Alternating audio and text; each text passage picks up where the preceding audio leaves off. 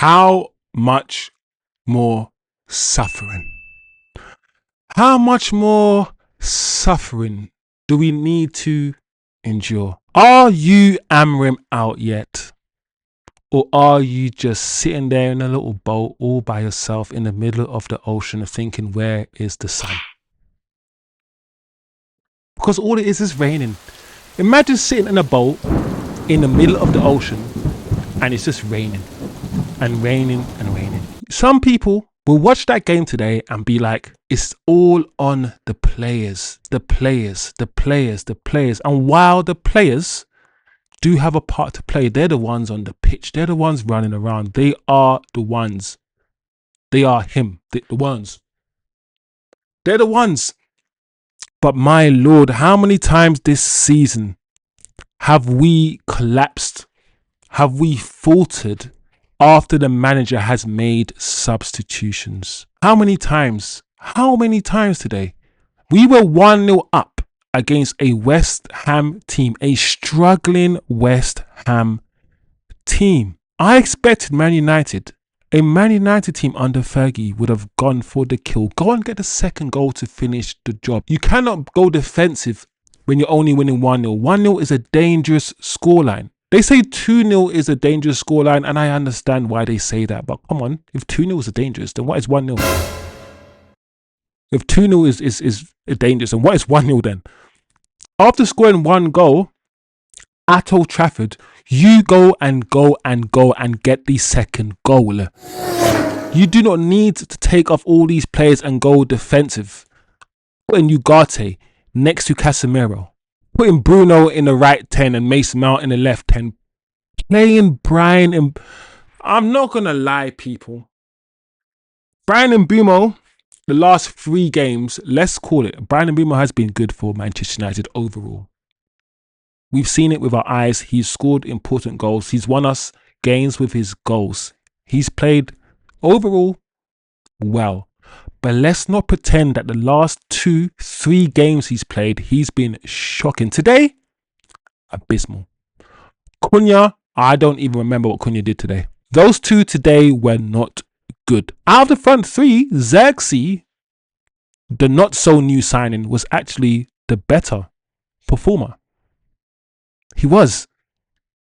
So my question is, when are you guys going to turn on Cunha and Mbeumo? Because apparently online, some of you guys have already turned on Cunha. Is this manager going to let the likes of Cunha, let the likes of Brian Mbeumo, under his tactics, under his strategies, under his formation, under his philosophy, these players that were apparently the best players in the league that we bought for 65 million, under him, he's going to eventually make them look very mediocre. And it's begun. It has begun. Some people are saying get Cunha out. Cunha is this, Cunha is that, and Mbeumo's this. It's starting already. At the start of the season, some people wanted Ahmad out. This manager doesn't improve anybody. He made Rashford look bad. He made Garnacho, apparently the star boy, he made him look crap. Nobody looked good under Amorim last season except Lenny Euro and Ahmad, in my opinion. We finished 15th. And this season, I don't see anyone who has improved. Dalot looks okay. Aiden Heaven started the game very shakily. I'm so surprised he started Aiden Heaven above Lenny Euro at centre-back today. Heaven started shaky. I feel sorry for the kid. He should not have been thrown in at centre-back. He's never played there under Amorim. Never played there. He's only played left centre-back. Aiden Heaven has played centre-back under Amorim before Lenny Euro has. That's wild to me. It's wild. Dalot got a goal, but he was not good today. So the players, we have to be nuanced. And in this football world, there isn't really a chance to be nuanced. I'm not going to say it's all just the manager. The players, I've complained about the players. I've literally spent a couple of minutes talking about how some players were bad. But then in my mind, when you start talking about how most players were bad, then you got to look at the manager's system. Why can't we get more out of these players? Why can't we see the Cunha at Wolves, the Mbeumo at Brentford? Why can't we get more out of these players? It's his job as a manager to do so. And he's not getting the most out of anybody. And that's the manager's job. You guys, you can see my Amorim Out meter. Me, chosen wisdom, I'm not just Amorim Out full stop. I'm fluid. I'm flexible.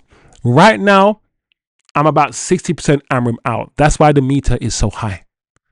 But the manager, if he changes his ways, becomes more flexible, decides maybe to play a 4-3-3, shows that he's got different approaches, shows that he's got different styles, shows he can coach, show us that we can play patterns, we can do triangles. Show us something. If he starts doing that, then my Amorim Out meter will go from orange and red or whatever back down to a bit yellow greeny. But will he? I don't know. I'm not convinced by this manager, and I'm pretty sure some of you are not convinced. I'm not going to shout. This is not a shouty video. I'm not angry. I'm just tired. I'm just tired, people. So let me know your thoughts. Smash the like, turn on your notifications, subscribe to the channel if you are new. Onwards and upwards. We'll go on to the next one as we always do.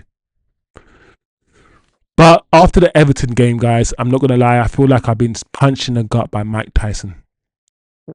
And I ain't recovered. Big up yourselves.